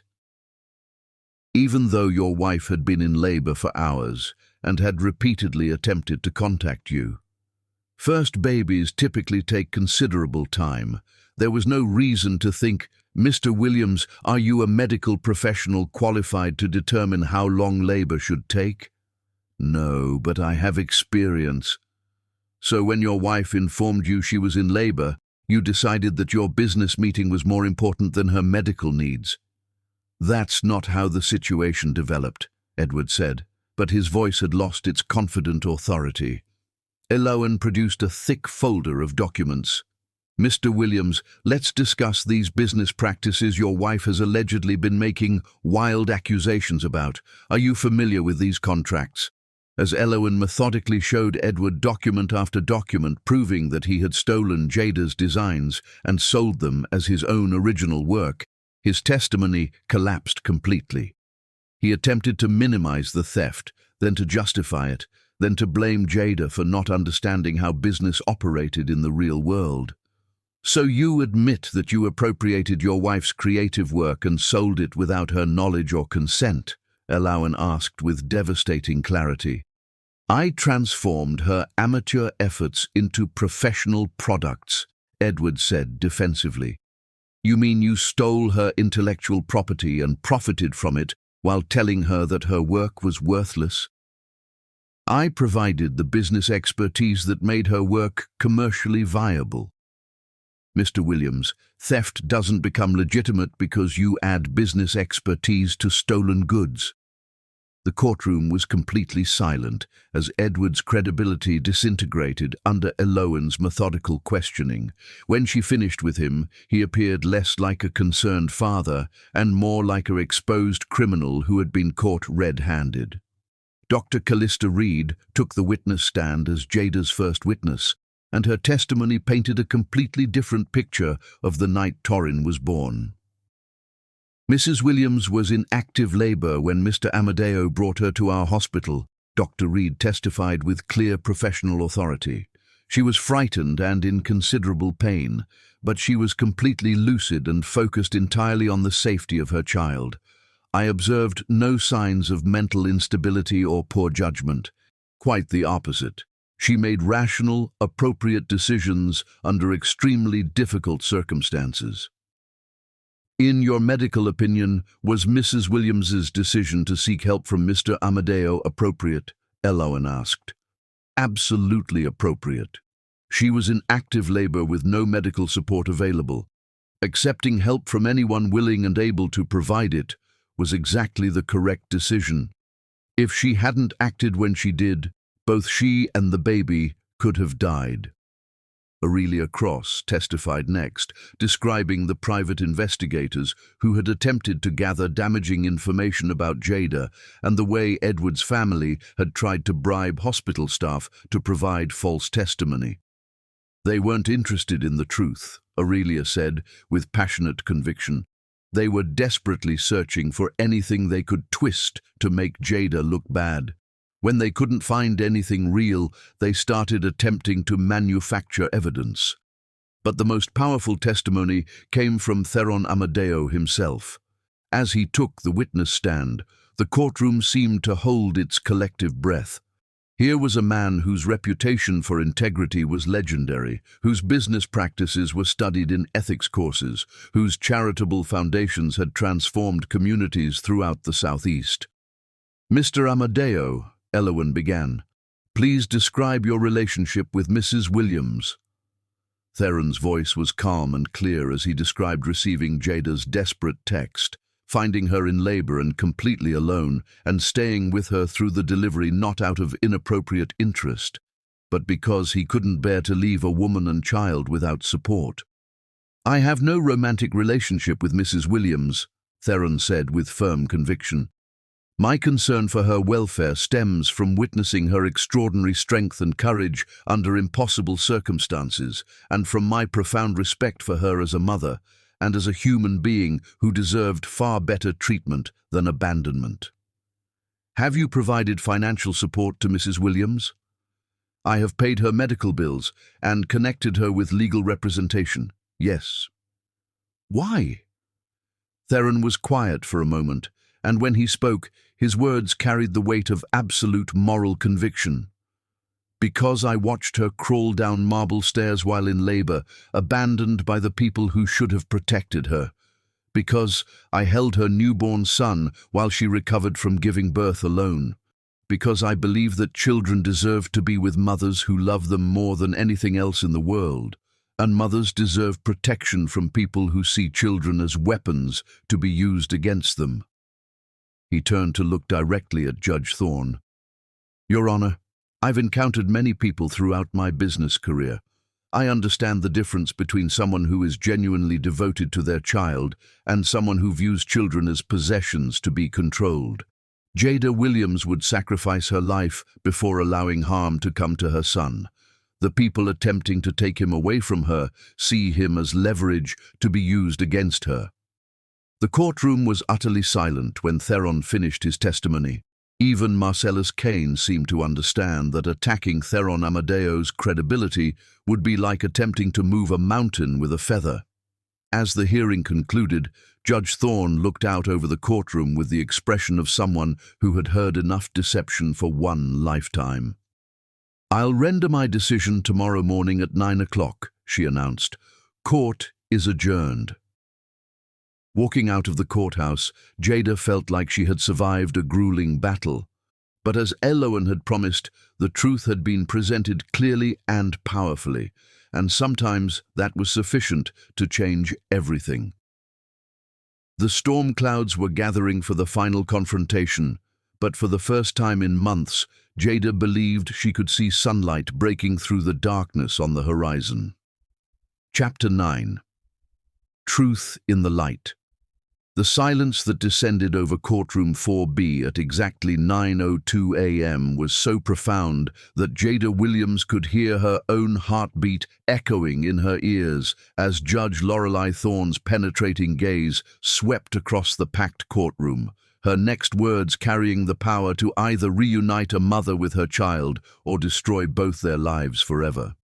"I have reached my decision regarding the custody of minor child Torrin Atlas Williams," Judge Thorne announced with the authority of someone who had dedicated her career to protecting the innocent from those who would exploit them.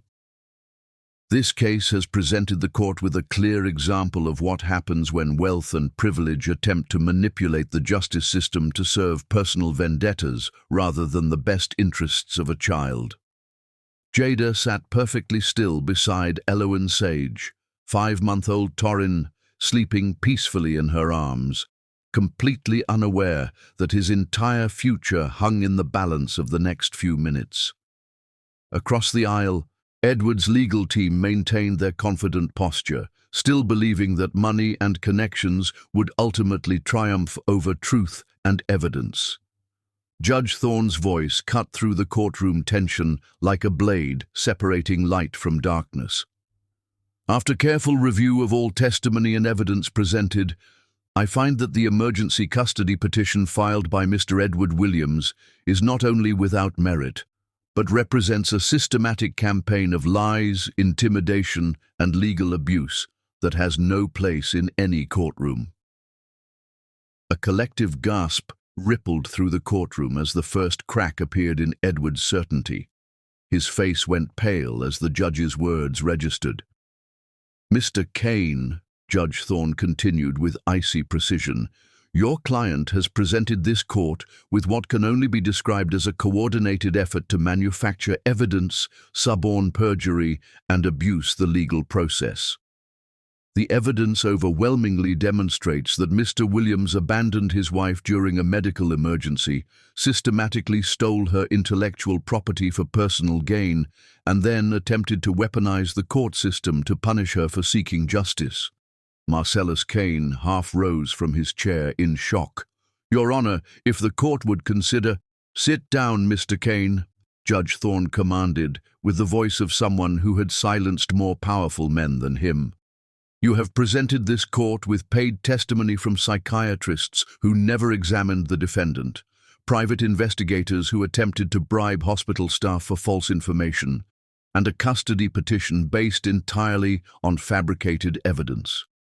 I am not only appalled by the conduct of everyone involved in bringing this frivolous case, but I am referring several individuals to the State Bar for disciplinary proceedings." Jada felt tears of relief and vindication streaming down her face as Judge Thorne continued her devastating assessment.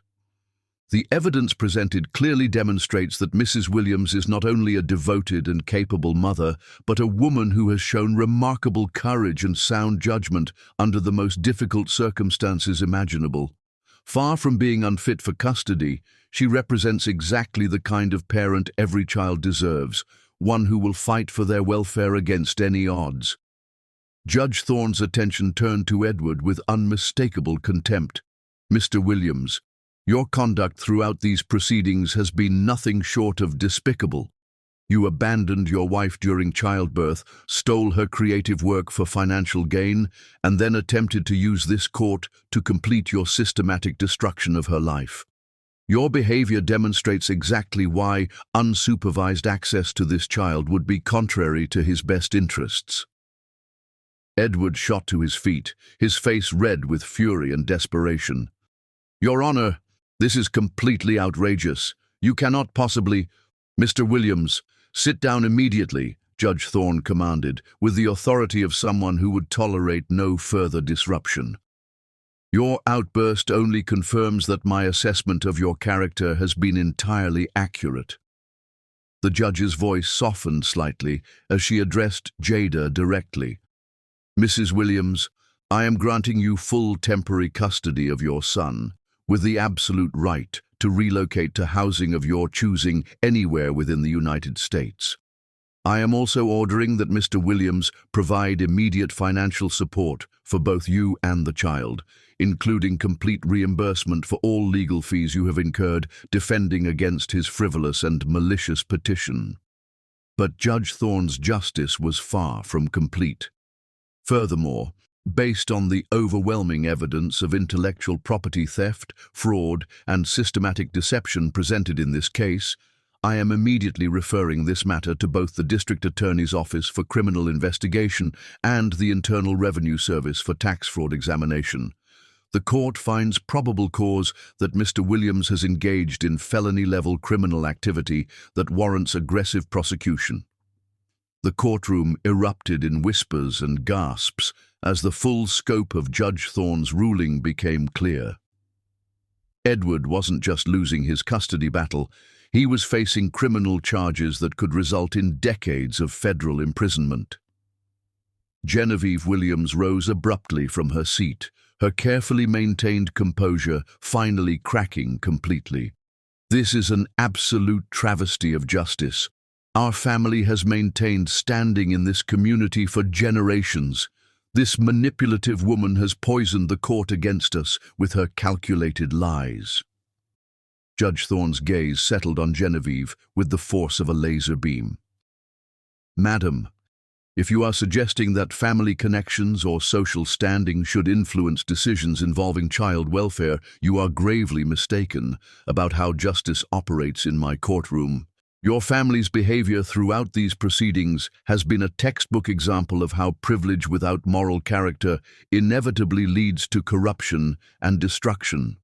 The judge's voice rose with unmistakable anger.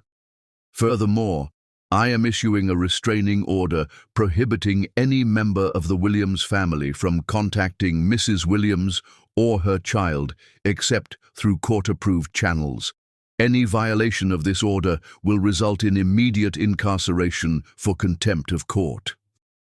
As Judge Thorne's gavel fell with the finality of thunder, ending the hearing, Jada felt something she hadn't experienced since the night Torrin was born, the absolute certainty that she and her son were not just safe, but completely free.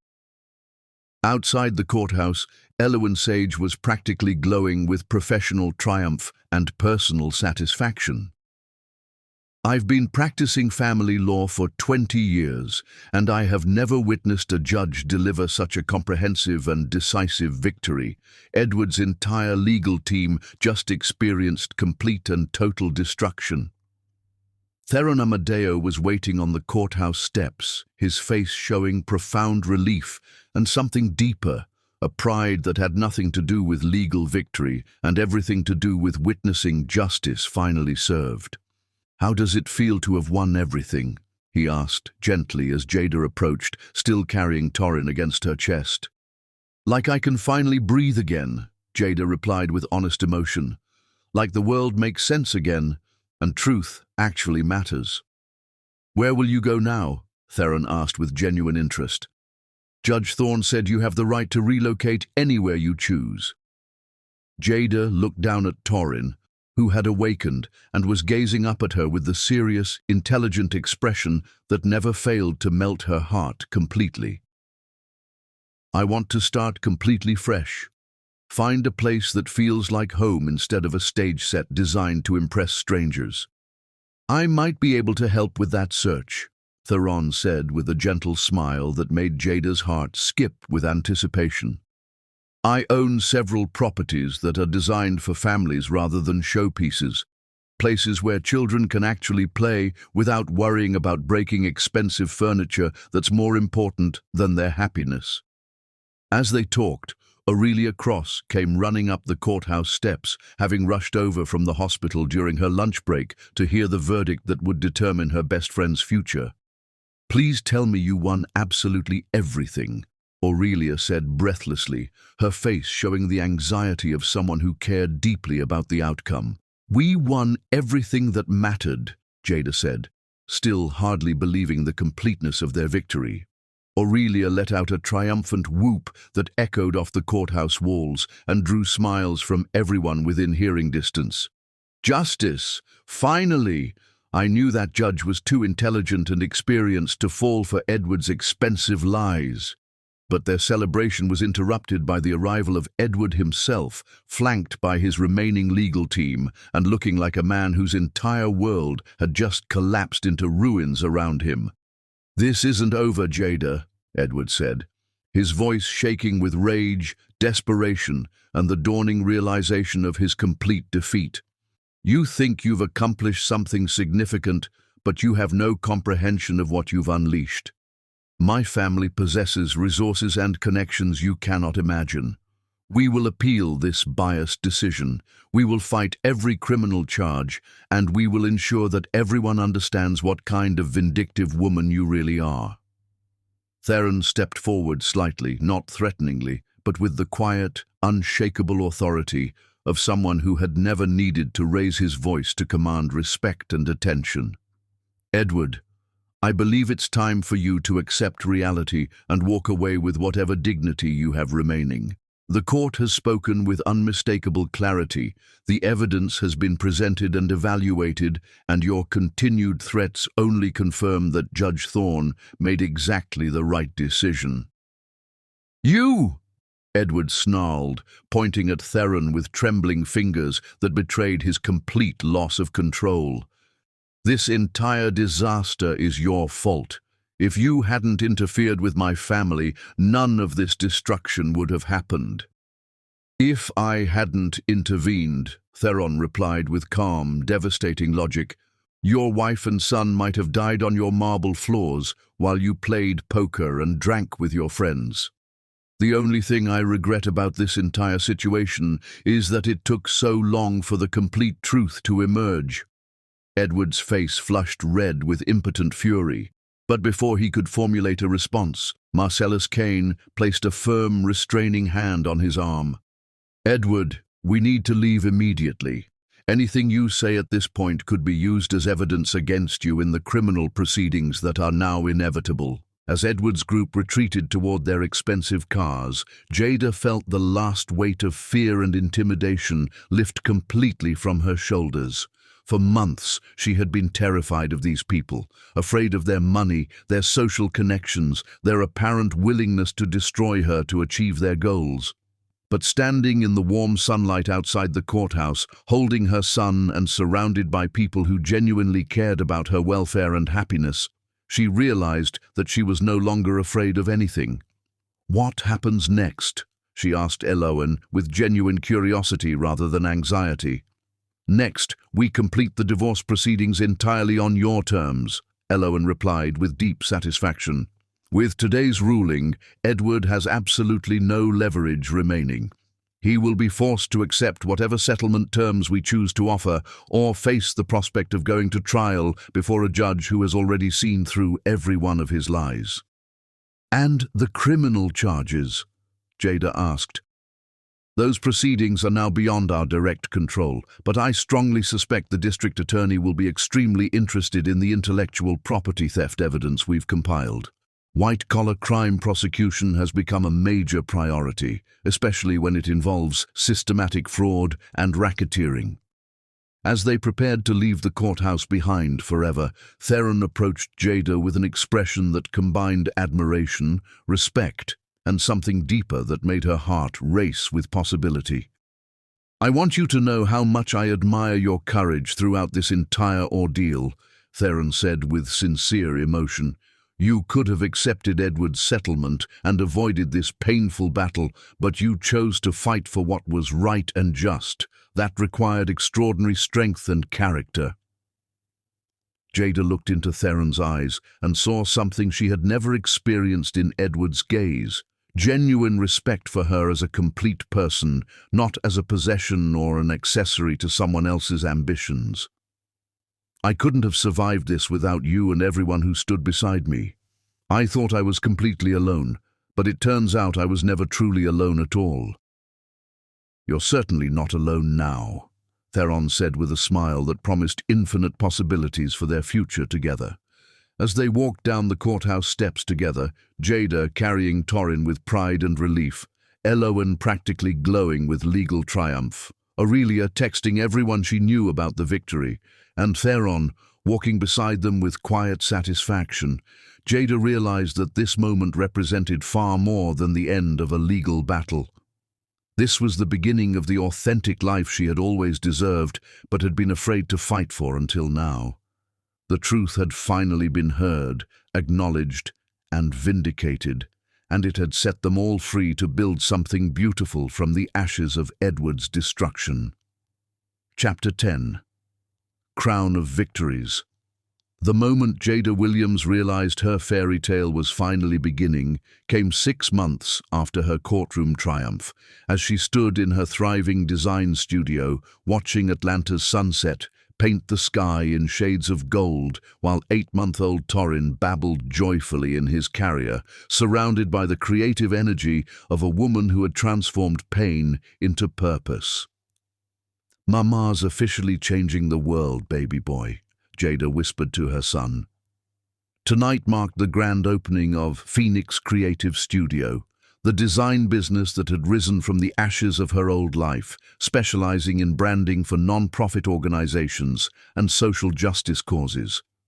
The converted warehouse in Atlanta's Arts District featured warm, exposed brick walls adorned with Jada's artwork, comfortable furniture where clients could genuinely collaborate, and a play area where Torin could safely explore while his mother built something extraordinary. "The catering team has arrived," announced Aurelia Cross, who had accepted a part-time position as Phoenix Creative's client relations manager. "And honey, these people understand how to make food that's both beautiful and delicious." "How many people are we expecting?" Jada asked. 307, Aurelia replied with obvious pride, including the mayor, city council members, reporters from major publications, and documentary filmmakers. Defeating Atlanta's most notorious white-collar criminal while building a successful business makes you something of a local hero. Edward's criminal trial had concluded with convictions on 23 federal counts. He'd been sentenced to 18 years in federal prison. Genevieve Williams had relocated permanently to Charleston, claiming she couldn't endure the social humiliation. "I still find it difficult to believe it's truly over," Jada said, touching the finalized divorce decree. "It's not over," said a beloved voice from the entrance. "It's just beginning." Theron Amadeo entered with an enormous bouquet of sunflowers, dressed in a perfectly tailored suit, but radiating warmth and affection that had everything to do with profound love. "You didn't need to bring flowers," Jada protested, though her heart skipped as always. "Actually, I absolutely did," Theron replied with a smile that reminded Jada why sunflowers turned toward light. "I have incredible news. Phoenix Creative just landed the largest non-profit branding contract in Atlanta's history.